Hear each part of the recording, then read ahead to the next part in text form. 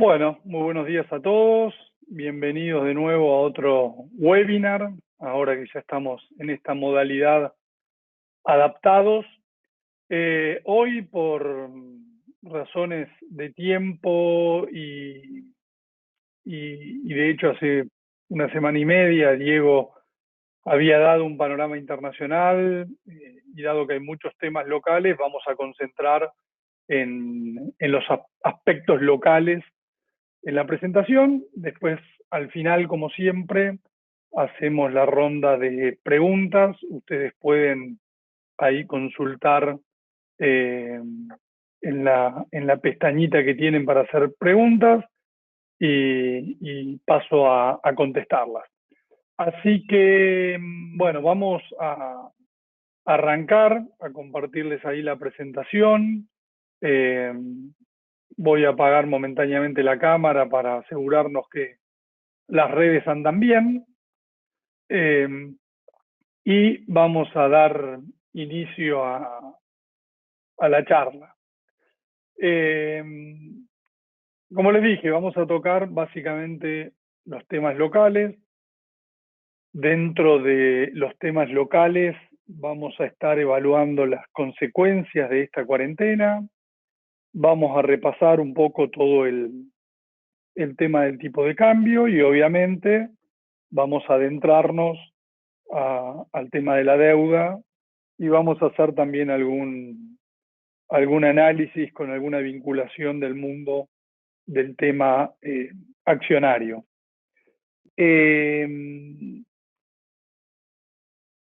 Empecemos. Lo primero, la consecuencia natural que tiene esta pandemia claramente es una enorme caída en el nivel de actividad.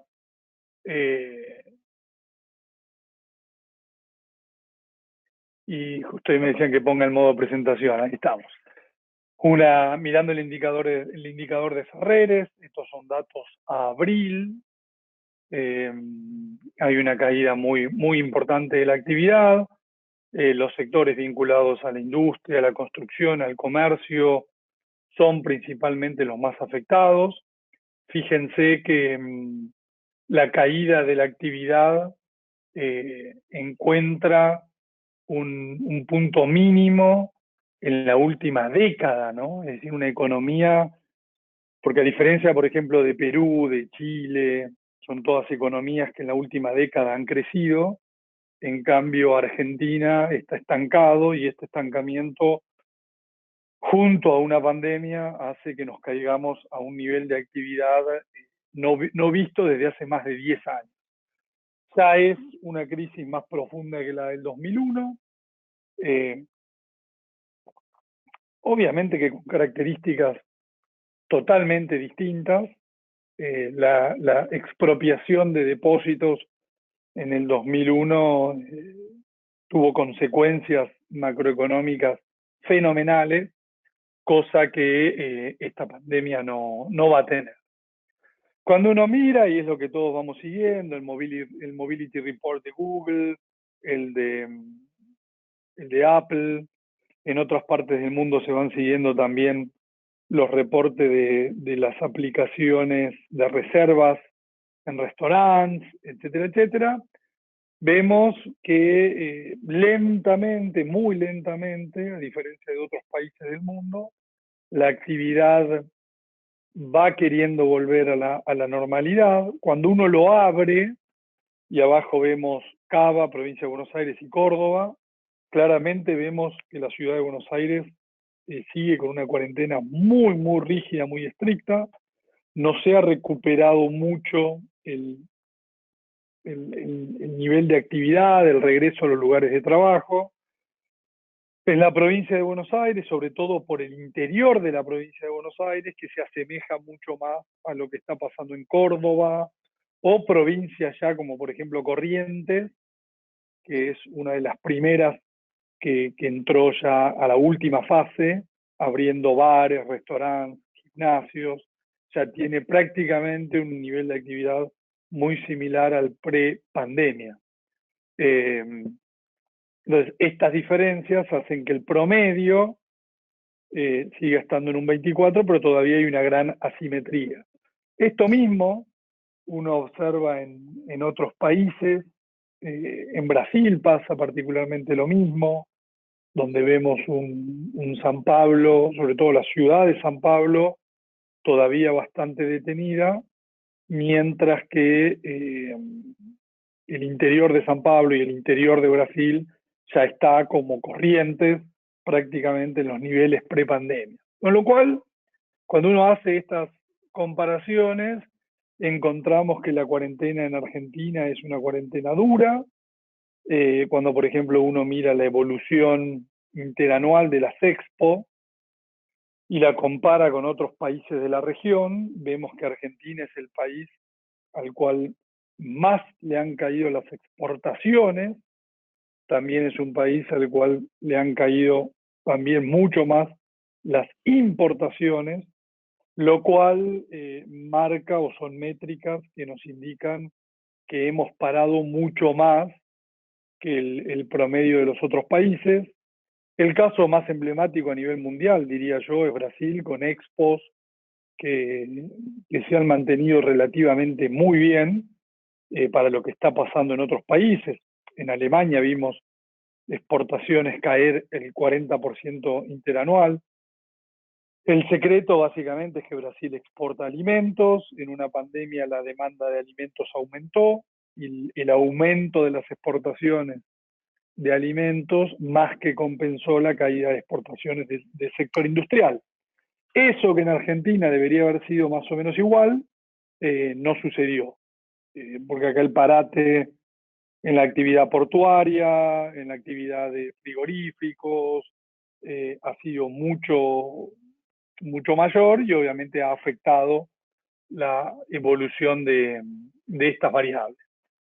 Cuando uno mira, por ejemplo, en la comparación contra Brasil, en algunos casos hay pocos datos, en algunos un poquito más.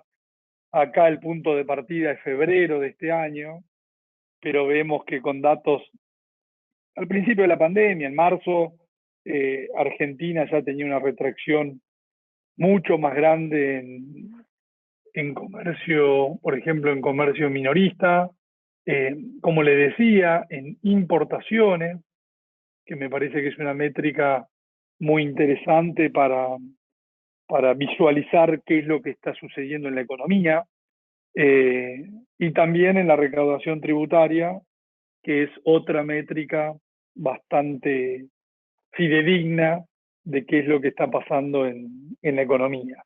Claramente hemos optado por una cuarentena muy dura, hemos optado por seguir reforzando la cuarentena y ya hay países que la empiezan a dejar atrás, como empieza a ser el caso de Brasil, con un costo de vida mayor, es cierto, pero en un equilibrio entre la salud y la economía eh, discutible, pero que claramente cuando uno mira los datos económicos encontramos un menor daño y por ende van a tener, me imagino, una mayor recuperación. Así que nada, estos datos solo como para tenerlos en cuenta en el impacto que tiene esto en los mercados. Ustedes saben que nosotros el análisis económico per se, no me gusta detenerme mucho tiempo ahí, pero sí en el costo que esto tiene. Esto tiene un costo fiscal muy grande y dado que no tenemos acceso a los mercados, tiene un costo monetario, de emisión monetaria muy importante. En principio nosotros, a pesar de la extensión de la cuarentena, más o menos mantenemos el nivel del costo fiscal de la cuarentena. ¿Por qué? Porque el gobierno está, de alguna manera, compensando el mayor costo de la cuarentena con cierto ajuste fiscal en, en, en, en la actualización de jubilaciones y de sueldos de empleados públicos. Es la manera indirecta e informal. En Brasil, por ejemplo, se pasó una ley por la cual a los empleados públicos no le van a subir el sueldo por 2 años. Es el aporte que tienen que hacer en esta cuarentena. En Argentina bueno, es de hecho, el presidente acaba de prorrogar el no ajuste automático de jubilaciones, no vamos a ver paritarias en el empleo público y eso es una forma de ahorrar dinero y por ende emitir menos. Ahora, cuando uno mira mes a mes las cuentas fiscales, que es lo que está del cero para abajo, el desequilibrio primario y financiero, y uno ve cómo se expande el balance del Banco Central y la asistencia al Tesoro vía transferencias y adelantos, vamos viendo un correlato, ¿no? Mayor déficit fiscal, por mayor costo de la pandemia, nos lleva ineludiblemente a una mayor asistencia por parte del Banco Central. Vemos una cobertura del déficit proveniente del Banco Central de prácticamente el 100%. Es decir, que no hay ninguna magia en esto. Hay países incluso como Honduras, ahora que acaba de emitir un bono. Hay países como Brasil, como Chile, como Perú, como Chile, que han emitido deuda para poder afrontar el costo fiscal de esta cuarentena.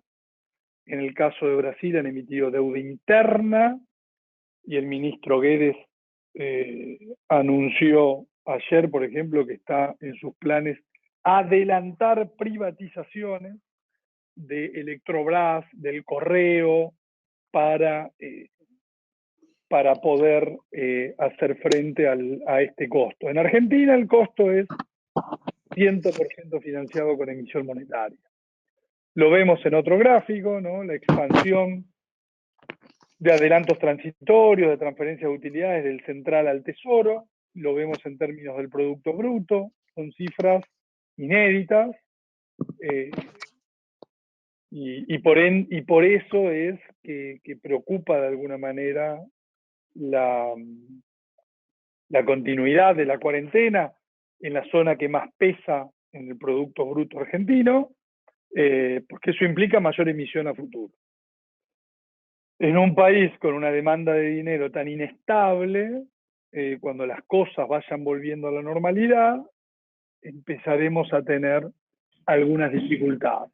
Ahora bien, en el corto plazo, vamos a focalizar en dos aspectos, corto y mediano plazo. En el corto plazo, no los voy a aburrir con muchos gráficos y demás, pero ustedes saben que en los últimos meses la inflación dio 1,5% mensual, ¿no? Un gran dato que va en línea con lo que está pasando en el resto del mundo. Brasil ya lleva también 2 meses de deflación, al igual que países europeos,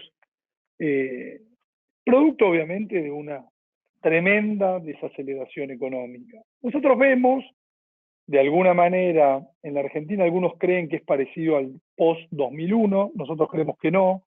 El 2001 tuvo la incautación de depósitos, de los ahorros del sector privado, que prácticamente destruyó cualquier inercia inflacionaria de corto plazo.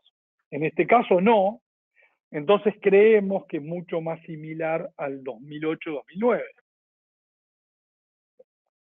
momento en el cual la crisis global, que es una abrupta caída del nivel de actividad después del colapso de Lehman, etcétera, etcétera, o sea, hemos hablado mucho al respecto en los últimos años. Si ustedes miran, la inflación argentina retrocede de niveles de 30% anual a niveles de 15% anual, ¿no? Entre abril de 2008, que hizo pico, y octubre del 2009, que toca fondo. A medida que la economía empieza a recuperar, vuelve la inercia inflacionaria, fundamentalmente disparada por paritarias en el sector privado. ¿no? Arrancan las paritarias como una forma de estímulo de la economía y inmediatamente atrás arranca la inflación y vuelve a normalizarse en muy poco tiempo en los niveles precrisis.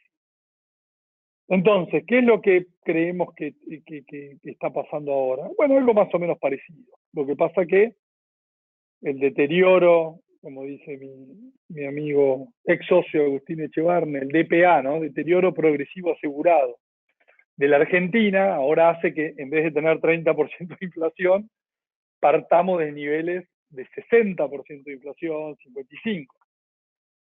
Y caigamos, si pasa lo mismo que en el 2008-2009, podemos caer tranquilamente a la mitad de esa inflación producto de la crisis. Entonces, como caemos a la mitad de la inflación, y lo vemos en este gráfico, y el Banco Central ha sido relativamente ortodoxo, no me peguen, soy Giordano, esto es muy discutible, pero básicamente dejó la tasa del ELIX en 38, logró, vía regulación, que los bancos suban la tasa de plazos fijos al 30. Entonces, cuando uno va tomando promedio bimestral, inflación, tasa de interés, nos encontramos con que la tasa de interés está por arriba de la inflación, cosa que no venía sucediendo estructuralmente en los últimos meses. Al estar arriba de la inflación, esto es muy importante en el corto plazo, ¿qué es lo que le permite? Cuando uno mira el periodo 2011-2015, uno encuentra una cierta causalidad, correlación espuria o sentido común, que cuando hay tasa de interés positiva, el Banco Central tiene poder de absorción. Entonces, atemos cabos. Crisis, coronavirus, pandemia, cuarentena, la financiamos con emisión. La crisis provoca un colapso de la inflación, el Banco Central no hace como el brasileño que bajó fuertemente las tasas de interés porque no tiene margen, deja las tasas de interés donde estaban, antes eran negativas, ahora son positivas. Al haber tasa de interés positiva y además modificar normas en los bancos y levantar la tasa de plazo fijo de 24 a 30, logra absorber gran parte de toda esa emisión monetaria. Entonces, uno dice, ¿dónde firmo? Esto es un negocio redondo porque el costo monetario de la cuarentena lo absorbo por el otro lado, no tuve que subir la tasa, Alcoyana, me cierran todas las variables.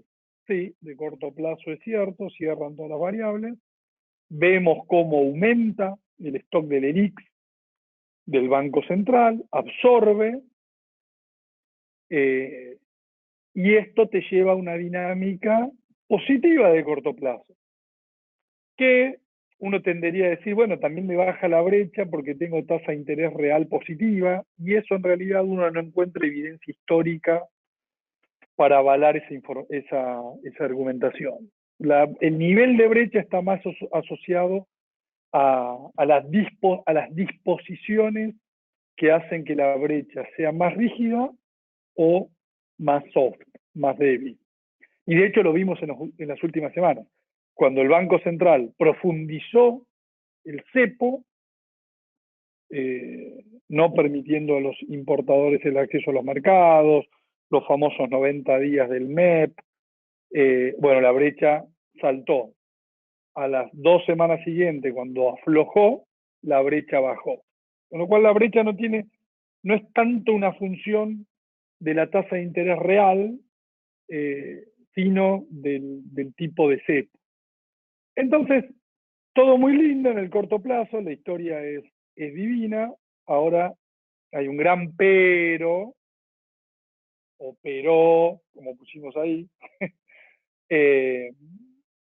que esta fiesta, entre comillas, va a durar poco, partiendo de que todo el mundo está volviendo a la normalidad. Argentina tardaremos más de lo pensado, pero en algún momento vamos a tener que salir de la cuarentena.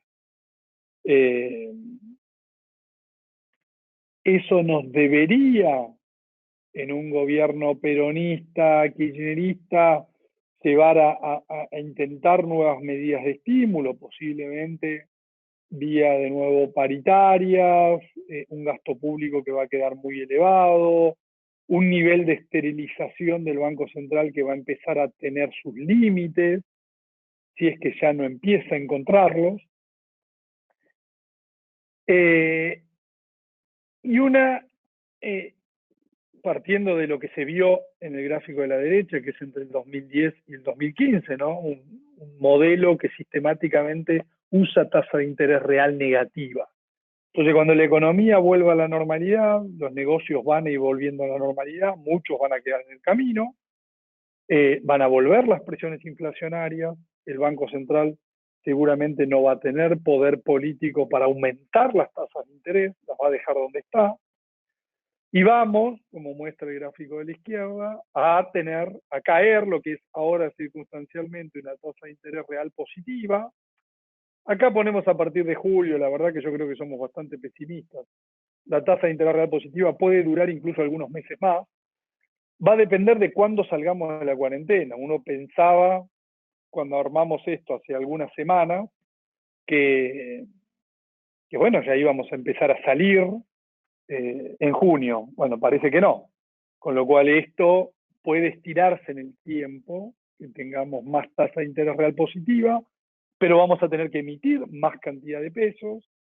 Y en algún momento se va a producir esto de la vuelta a la normalidad de la inflación, por la lógica vuelta a cierta normalidad de la actividad, con mucho daño, tasa de interés real negativa, ahí es donde el Banco Central no va a poder absorber todo lo que tiene que absorber, van a sobrar pesos, esos precios van a acelerar aún más la inflación, y ahí es donde el Banco Central va a encontrar o va a entrar en un gran dilema, que va a tener que subir la tasa de interés para poder absorber esos pesos. Si no los absorbe, hay un gran riesgo de descalabro monetario, cambiario. Entonces, corto plazo versus largo plazo. Estamos todos contentos en el corto por lo que está sucediendo, pero se debe a esta razón. No los aburro más con esto, porque hasta yo ya me aburrí. La consecuencia de todo esto es obvia, este gráfico se los vengo mostrando ya hace rato, que muestra el contado con liqui, que es la línea verde, con un proxy que nosotros armamos, que llamamos tipo de cambio convertibilidad, que básicamente es el circulante más los depósitos a la vista más la mitad de los depósitos a plazo. Y obviamente vemos que hay ahí un patrón que tiene que ver con el nivel de monetización de la economía, ¿no? Mientras más plata emito y más monetizo una economía que no crece, todo lo contrario, bueno, tengo como correlato una reacción del tipo de cambio libre. Tipo de cambio que, como hemos visto también en este gráfico en el pasado, tipo de cambio libre que no está particularmente barato, menos con una economía que empieza a tener un nivel de inflación bajo producto de la crisis, circunstancial, es cierto, pero como lo hemos charlado en la charla pasada, un dólar de 120, 125, es un dólar caro. Y vimos cómo desde esos niveles, con un Banco Central que afloja un poco el cepo, baja a niveles de 108 como lo vimos ayer, podrá calentarse ahora un poco por la reestructuración de la deuda, pero en el corto plazo no tiene mucho margen para arriba de los niveles que ya tocó, y lo vemos en nuestro modelito que venimos siguiendo en el último tiempo, que producto de que ya hemos charlado, técnicas, como por ejemplo son los tenedores de bonos extranjeros en el mercado doméstico, un cepo extremadamente duro que hace que a la gente le cueste mucho más ahorrar en dólares, viajar, consumir con tarjeta. Eso hace que en vez de movernos entre las líneas rojas, estemos entre la línea roja y la línea gris, ¿no? O sea, la línea de overshooting. Un tipo de cambio paralelo, financiero, que siempre va a estar caro. Va a haber momentos que va a estar muy caro, por arriba de la línea gris, y momentos que va a estar menos caro, que puede ser cuando se aproxime a la línea roja superior, pero siempre manteniéndose caro. ¿Por qué? Por las características propias del endeudamiento que tiene Argentina, la participación de inversores en el mercado doméstico, el tipo de cepo que hemos aplicado y muchísimas otras características que hacen que estemos con un dólar en la región, el tipo de cambio a nivel global, digamos. Eh, Obviamente que Argentina va a tener un tipo de cambio financiero más alto cuando Brasil tiene un tipo de cambio financiero, un tipo de cambio más alto. No es lo mismo un Brasil con un real de 4.20 que un Brasil con un real, como llegamos a ver, de 5.90. Entonces, todas esas variables van jugando eh, en este movimiento que vamos siguiendo. Con lo cual, en el dólar seguimos pensando lo mismo que el mes pasado, un dólar financiero en un modelo de stop and go, en donde ahora lo vemos en el modo stop, que es básicamente eh, consolidando en un rango, eh, que es un valor alto, y el próximo go, o sea, la próxima pata para arriba, podrá fundamentalmente tener que ver con un disparador inflacionario. Es decir, cuando vuelva la actividad, vuelva a circular el dinero, la tasa de interés deje de ser ya tan atractiva, el Banco Central encuentra algunos límites políticos en ser más ortodoxo desde el punto de vista monetario, fiscalmente el Tesoro va a quedar muy débil y vamos rumbo a, si uno tiene que proyectar el desequilibrio primario del año que viene, vamos a un rumbo de desequilibrio primario que no era el pensado hace unos meses atrás.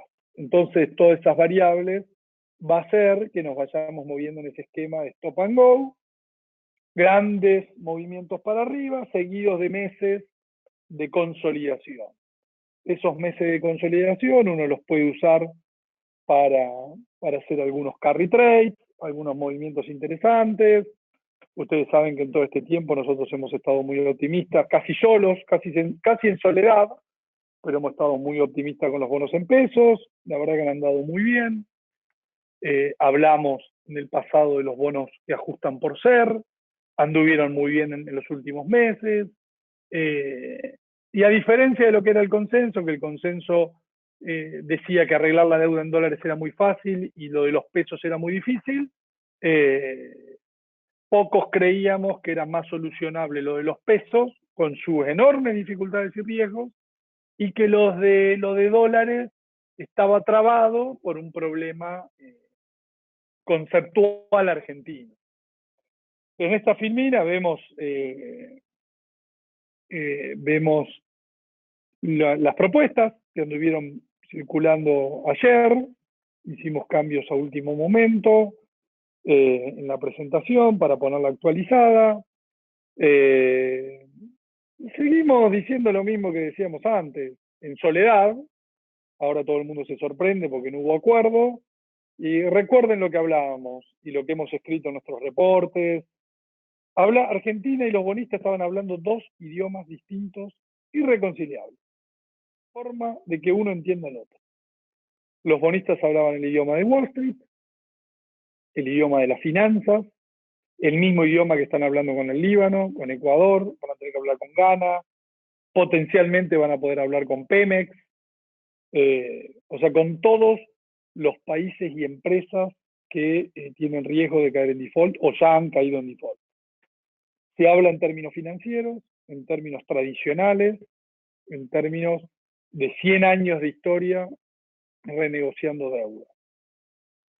Argentina fue con un modelo distinto, un modelo académico y un modelo, y ahí hubo un error de los bonistas, yo se los dije a ellos desde el comienzo, y creo que si uno quiere volver a reencauzar la negociación, tienen que partir de ahí, que partir de foja cero de nuevo, porque ellos armaron una contrapropuesta sobre la propuesta de Guzmán. Y la propuesta de Guzmán, dentro de los parámetros de sustentabilidad, es muy difícil de reconciliar, porque Guzmán quiere pagar capital muy rápido. Y fíjense que empieza a pagar capital de acá a 5 o 6 años. ¿Por qué? Porque como todo deudor, el deudor siente que pagar intereses es tirar plata a la basura, mientras que pagar capital es sacarse la deuda de encima. Entonces Guzmán, la propuesta de Guzmán básicamente es: pago el capital más rápido y no pago intereses. Y las finanzas mundiales funcionan exactamente al revés. No me pagues el capital, pagame intereses. Entonces, esas posturas son irreconciliables. ¿Dónde están las diferencias cuando uno mira las propuestas? Más allá de los, no, 52, 60 y el otro grupo de bonistas ofertó 55 y están en los cupones de intereses. Que los bonistas incluso fueron muy contemplativos y dijeron, bueno, armemos un esquema step up de cupones crecientes, muy tranquilo los primeros años, pero después vas a cupones razonables para un país como Argentina, vas a cupones de 6%. Y ahí es donde tenemos diferencias muy, muy fuertes, muy marcadas, que hacen, desde mi óptica, que hay que volver a foja cero, y para mí hay que plantear un esquema donde Argentina devuelve el capital en mucho más largo plazo.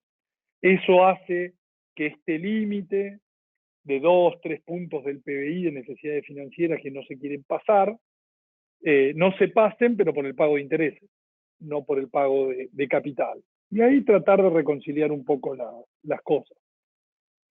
El mismo cupón del PBI, cupón a exportaciones, tiene un valor de, siendo optimistas, un valor de un dólar, $1,50.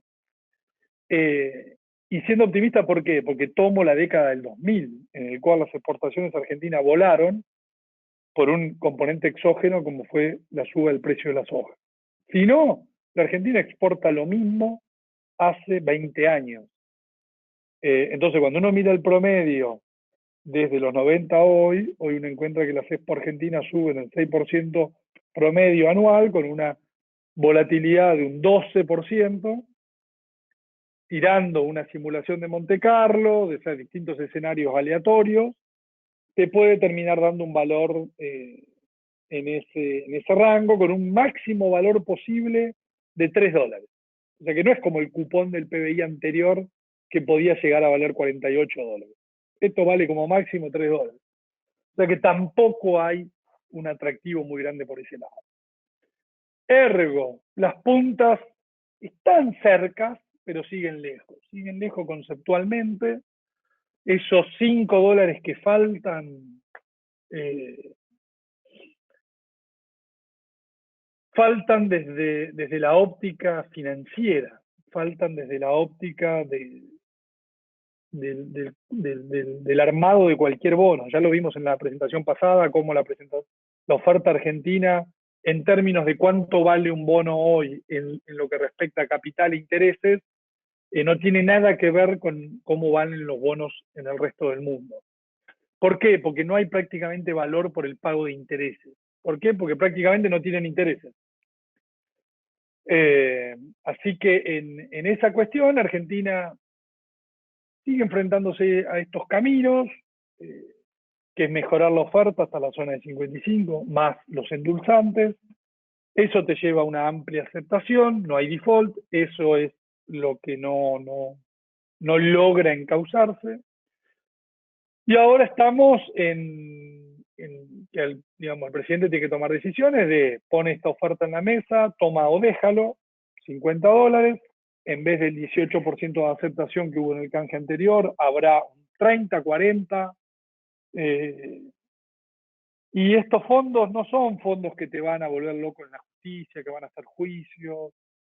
Podés seguir negociando, podés cambiar el interlocutor, podés cambiar el ministro de Economía, qué sé yo, podés hacer un montón de cosas. Como dijo el presidente ayer, en el 2005 llevó un año. Entonces, seguir en un proceso de ese tipo. Los bonos van a seguir en los 30 de paridad. en un proceso desgastante, ¿no? En un proceso donde la Argentina busque que se cansen, cosa que no va a pasar, que se cansen los bonistas y terminen aceptando las condiciones de Argentina. Los bonistas sencillamente no las pueden aceptar porque atrás van a venir Ecuador, el Líbano, Ghana, Pemex y un montón de países o empresas que ya defaultearon o pueden llegar a defaultear a pedir condiciones extremadamente favorables. Con lo cual, las cosas van más o menos por ese terreno. Desde el punto de vista del exit yield, siempre hablamos, porque mucha gente me pregunta, ¿pero por qué los bonos valen 35 y el acuerdo es en 50? Bueno, porque ese acuerdo se hace con una tasa de descuento del 10%, cuando uno mira todas las reestructuraciones pasadas. Claramente la Argentina, cuando uno hace una simulación de algunas variables, qué promedio de resultado fiscal y cuánto creció la economía, con un claro límite en 600 puntos básicos, pero los países que tienen las variables más desordenadas en cuanto al ordenamiento fiscal y el crecimiento económico son las que terminan rindiendo más. Y Argentina, dado su situación fiscal y su situación de perspectiva económica, debería salir rindiendo en la zona de 11, 12%, no en el 10%, con lo cual es más parecido a las últimas negociaciones de Ecuador, de Ucrania, que a otras experiencias que han implicado fuertes ajustes fiscales y programas económicos que Argentina hoy no ha presentado. Quiero acelerar e irme el tema de los bonos en pesos. Acá ya hemos normalizado en un 80-85%. Yo sigo pensando que cuando uno mira toda la curva de pesos, los bonos que ajustan por ser siguen siendo los que tienen algo de upside en una economía que uno piensa en un futuro que va a volver la inflación, la tasa de interés va a ser negativa, estos bonos son un gran atractivo. No así por ahora los bonos que ajustan por la devaluación oficial, porque creo que el gobierno no va a devaluar más allá del ritmo que está llevando adelante, ahora de 6 centavos, pero el peronismo no devalúa. No devalúa salvo en circunstancias extremas, y hoy con un cepo tan rígido no está, creo, en esas circunstancias. Lo cual no significa que al final del día termine devaluando, pero como siempre digo, a nosotros nos pagan porque acertemos el cuándo, no el qué. Con lo cual no es lo mismo que se devalúe el mes que viene que se devalúe dentro de un año. Así que en ese contexto voy a mencionar algo, así damos espacio a las preguntas, de las acciones. El mundo hoy se debate con una muy fuerte desaceleración económica, una cierta burbuja por inyección de liquidez, todos los papeles tecnológicos muy caros, los papeles tradicionales muy baratos. ¿Y qué es lo que puede venir hacia adelante? Entonces, básicamente acá hay que tomar una definición sanitaria, qué es lo que uno cree. ¿Uno cree que el mundo va a volver a recuperarse o no? Si uno cree que el mundo va a volver a recuperarse, entonces la historia te indica que hay sectores muy deprimidos hoy que serían grandes ganadores en el entorno que se viene. Supuesto fuerte, la economía se recupera. Hablo de la economía global. Y lo vemos en estos gráficos. La performance arriba del sector industrial, relativo al mercado en general, está asociado al nivel de los PMI manufactureros. Lo mismo pasa con el sector de materials, ¿no? El sector vinculado a productores de commodities, acero, etcétera, etcétera. Esos papeles puntualmente están muy afectados. ¿Por qué? que vienen afectados desde el año 2018, que fíjense que coincide con el colapso de la Argentina, y no fue solo el colapso de la Argentina, tuvo que ver con un movimiento global de desaceleración económica, un movimiento global de retiro de estímulos por parte de la Reserva Federal, que provocó una caída, no solo una caída de la moneda argentina, de los bonos argentinos, de las acciones argentinas, sino, como lo ven en este gráfico, la línea con colorcitos es el relative entre el sector industrial, el XLI, y el S&P. Y fíjense que el XLI colapsa versus el S&P 500. O sea, los sectores cíclicos, a partir del primer trimestre del 2018, pierden muchísimo fuerza en relación al resto del mercado. De la misma manera que pierde fuerza las otras dos líneas que ustedes ven ahí. ¿Qué son? Uno es el real brasileño, otro es el dólar australiano. El dólar australiano contra el yen japonés, que son monedas de países cíclicos. Entonces, acá, más allá de lo que te pueda gustar de cada país, hay un movimiento global. El movimiento global tiene que ver con el mundo se acelera o se desacelera. Si se desacelera, andate defensivo. Si se acelera, andate ofensivo. ¿Qué es ofensivo? Bueno, uno lo ve acá, por ejemplo, en este cuadro, distintas fases. Hoy estamos en la fase 4, que es la caída. En la caída andan muy bien los papeles de alta calidad, de bajo riesgo y grandes empresas, ¿no? Que fíjense que es un poco lo que hemos estado viendo en el último tiempo. Las Microsoft, las Apple, esas grandes compañías performeando espectacularmente bien. Si vamos y el mundo se recupera de esta pandemia, vamos a la fase, damos vuelta y entramos en la fase 1. En la fase 1 lo que mejor anda son los sectores de value, esos sectores cíclicos baratos. Si uno mira, por ejemplo, el price earning estimado de Ford para el 2021 en una normalización económica global, creo que es de 4 veces. Las 3M, las DuPont, las Alcoa en enero, febrero del 2018 valía $50. Si mal no recuerdo hoy los números, creo que hoy vale 11. Lo mismo pasó con FedEx, lo mismo pasó con DuPont, lo mismo pasó con 3M. Y uno puede decir, lo mismo pasó con Aluar. Sí, Aluar va con Alcoa. Lo mismo pasó con el Marval. Sí, lo mismo pasó con el Marval, además de las cosas del Marval. Lo mismo pasó con el mundo emergente. Sí, lo mismo pasó con el mundo emergente. Entonces, en la fase 1 de recuperación anda muy bien lo value, anda muy bien high risk, anda muy bien small cap, o sea, pequeñas empresas. Uy, me fui, volví.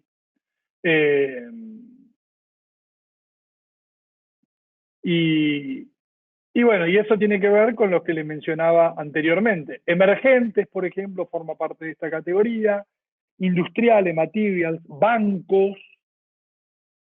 ¿Por qué? Y bueno, porque la incobrabilidad de los bancos está asociada al nivel de actividad. Entonces, cuando viene el colapso económico, la incobrabilidad de los bancos vuela. Vimos los últimos balances, JP Morgan, Wells Fargo. Aumenta la previsión por incobrabilidad, baja la rentabilidad de los bancos. Los bancos además hoy tienen un enorme signo de interrogación, que es cómo van a funcionar en este entorno de tasa de interés tan baja. Pero bueno, eso es una discusión que ya el tiempo se me está yendo. Si la historia se repite y la actividad vuelve a la normalidad, ¿qué forma tenés de apostar desde Argentina? Bueno, vía CDR y vía papeles locales. Dentro de los papeles locales menciono Aluar, es un papel que va con Alcoa. Después tenés Honeywell, tenés Lockheed Martin, tenés Triple M, tenés DuPont, tenés Gerdau, tenés US Steel, como papeles industriales cíclicos. Dentro de Materials tenés Vale, Freeport, Barrick. Barrick es mucho oro, el oro ya subió antes, el papel performió antes. No tenés muchos otros de materials. En bancos, bueno, tenés JP Morgan, Bank of America, Wells Fargo, Bradesco, Itaú. ¿Podés poner a los bancos argentinos? Sí, también la verdad que los bancos argentinos vienen performeando como el resto de los bancos de la región, con un plus, ¿no?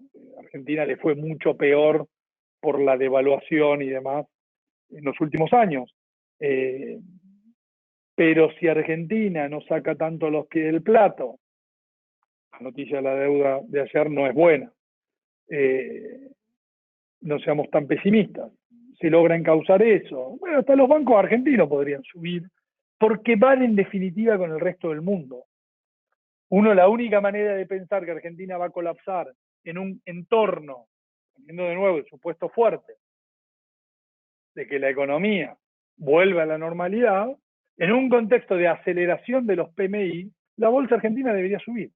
Y los bonos argentinos deberían subir.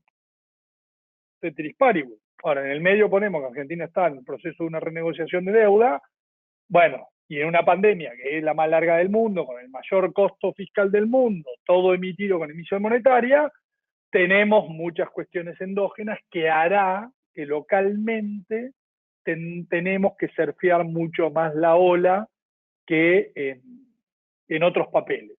Si efectivamente los PMI mundiales se aceleran, muchos de todos estos papeles globales que estamos viendo van a ir para arriba. ¿Por qué? Y porque se mueven con el ciclo económico mundial. Así que bueno, con esto termino. Creo que las conclusiones están a lo largo de toda la charla y las he repetido. Me pongo en pantalla así ven lo feo que estoy. Y pasamos a responder acá algunas preguntas. Corporativos argentinos de calidad que se están emitiendo dólar link 12 meses. Sí, hay que mirar muy bien el emisor. Esta semana, por ejemplo, hubo emisiones o hay emisiones de YPF Luz, Petroquímica Comodoro Rivadavia. Esos son buenos créditos. Hay que ir viendo uno a uno e ir de nuevo mirando el momento en el tiempo. Lo que es bueno hoy, por ahí no es bueno dentro de 6 meses. Ahora hay que ir actualizándolo. Viendo la diferencia entre el gobierno y los acreedores, teniendo en cuenta la fecha del 30 de julio, ¿crees que van a apretar el acelerador del gobierno para arreglar o ves una actitud más pasiva? Veo una complicación y no sé si está o existe el consenso y Alberto Fernández tiene el respaldo político de toda su coalición de gobierno para acelerar. Acelerar es pagar. No hay otra manera. Y pagar en este contexto, como está planteada la cosa hoy, es decir, perdí. Con lo cual, primero necesitas que pase un poco el tiempo para enfriar la pelota, armar un nuevo relato, una nueva inventiva, una nueva cosa que haga que si el gobierno termina cediendo lo pueda disfrazar de alguna manera. Hoy ya no hay forma de disfrazarlo. Así que tienen que pasar por lo menos algunas semanas como para encauzar las negociaciones. Petróleo. Históricamente, si uno mira en estas aceleraciones, el sector petrolero es un sector ganador. Hay un cambio tecnológico en este sector que ha hecho que sobre petróleo. Entonces, por ahí, pero también sobra aluminio y sobra acero. Así que debería ser uno de los sectores, como el cobre, de los típicos sectores cíclicos que mejoran. ¿El petróleo puede subir a $100 el barril? No. Pero bueno, por ahí tiene alguna pata adicional para arriba, el Brent se va a $50, y eso hace que muchos papeles de calidad como Petrobras, que tienen muy buenos niveles de evaluación, están relativamente baratos, puedan continuar en este proceso de recuperación de precios. Es una empresa que afortunadamente hizo las cosas bien, se reestructuró, pagó deuda, tiene EBITDA positivo, el costo de extracción de petróleo lo bajó a la mitad respecto a 10 años atrás, es uno de los que va a sobrevivir. Con lo cual, en un contexto global de aceleración de la economía, debería continuar recuperando. Esperemos que no haya una segunda ola de coronavirus, ni ninguna de esas cosas raras sanitarias. No soy yo quien para explayarme en ese tema. La verdad que todos tipos que peinan más canas que yo dicen que nunca vieron una situación como esta, yo menos. Así que eso nos deja en un marco de incertidumbre muy importante. Hay que, como yo digo, por ahí apostar a esta reaceleración cíclica mundial, pero controlando el riesgo de los portafolios.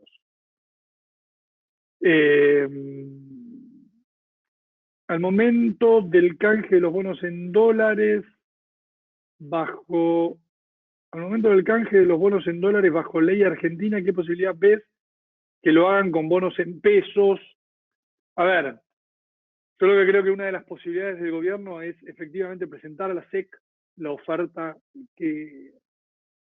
la última oferta de esta semana con los acreedores, mejorar la adhesión al canje del 18 al 30 y pico, 40, y usar esa oferta en la Argentina. ¿Para qué? Para empezar a solucionar problemas. Si yo ya hago el canje ley argentina, a todos los tenedores ley argentina le doy nuevos bonos, esos bonos pasan a ser performing, esos bonos, por ejemplo, los uso como comunicó Economía para dárselo a algunos tenedores de bonos en pesos, para que después los manden afuera y los vendan. Obviamente que eso va a hacer que la paridad de los bonos en dólares esté presionada durante mucho tiempo. Pero empezás a solucionar problemas.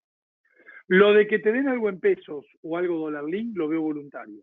Y yo tendería a poner que en la propuesta del gobierno va a haber algún bono del menú de bonos en dólares del exterior que están ofreciendo, va a estar los bonos más largos. Entonces, si vos querés cobrar en dólar billete, vas a cobrar a muy largo plazo. Estás dispuesto a cobrar dólar link, vas a cobrar a mediano plazo. Y estás dispuesto a cobrar pesos Macer, vas a cobrar en el corto plazo. Vamos a definir corto plazo en esto que yo hablé, 7 años, mediano plazo 15 años, largo plazo 30 años. Me imagino una cosa por el estilo, pero no compulsiva, sino voluntaria. Dentro de los parámetros que ofreció el gobierno, van a ser bonos que van a operar a muy baja paridad, van a ser bonos parecidos a los pares, porque no tienen cupones.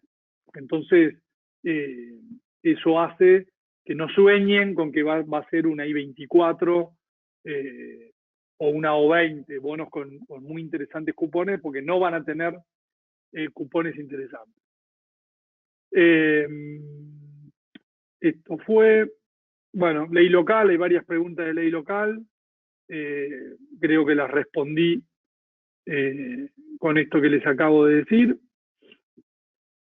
¿Por qué debería estar apurado el gobierno en cerrar las negociaciones si no va a impactar en el funcionamiento de la economía de corto plazo? La fecha clave para el gobierno, teniendo en cuenta los indentures de los bonos, es que en julio tiene que pagar los cupones del discount.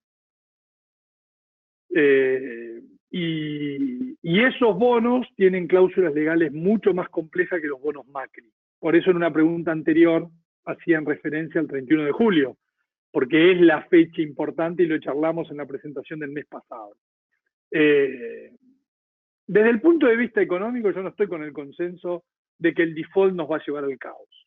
La verdad que Argentina hoy nadie le presta plata, no le presta ni a las empresas. Lo que decía yo el mes pasado lo acaba de decir, creo que alguien de Techín. Acá no se trata de invertir plata, sino de poner en funcionamiento lo que está parado y funcionando al cero. O sea que no va a venir plata, las empresas no necesitan plata porque no necesitas invertir, porque tenés una capacidad ociosa enorme. El servicios públicos no va a invertir porque no tiene tarifas. El Estado nadie le va a prestar porque está todo el mundo con bonos del Estado hasta acá. Van a llevar 5 o 10 años mejorar la posición técnica que hay en deuda argentina, nacional, provincial y corporativa. Con lo cual, no hay un gran impacto desde esa óptica. El impacto viene por el lado de un dólar y una brecha que va a seguir muy alta, porque los flujos van a seguir siendo permanentemente de salida. Es decir, que arreglando lo de la deuda podés recuperar alguito de confianza. Y recuperar alguito de confianza te puede llevar a mejorar algunas variables domésticas. Pero yo no veo en que renegociar la deuda te abre la puerta a un mundo espectacular. Nada que ver. Te va a evitar algunas consecuencias desastrosas que ya tenemos en parte, pero no va a venir nueva plata a la Argentina. A ver, sale plata y está saliendo ¿desde cuándo? Del 2018. ¿Por qué? Porque el mundo se desaceleró y salió plata de los sectores cíclicos, y salió plata de Brasil, y salió plata de Chile, y salió plata de Perú, y también va a salir de Argentina. Con lo cual, esa es mi visión en relación a ese punto. Bueno, no hay más preguntas. Tuvimos hoy récord de asistente, creo, casi como 230 vi en algún momento. Seguimos 190 conectados. Tuvimos una horita de charla, no les robo más tiempo, los mercados ya abrieron. Así que bueno, les agradezco mucho y buena operatoria en este mes, que no nos vamos a ver, y nos encontramos en el webinar del mes de julio. Un abrazo grande a todos.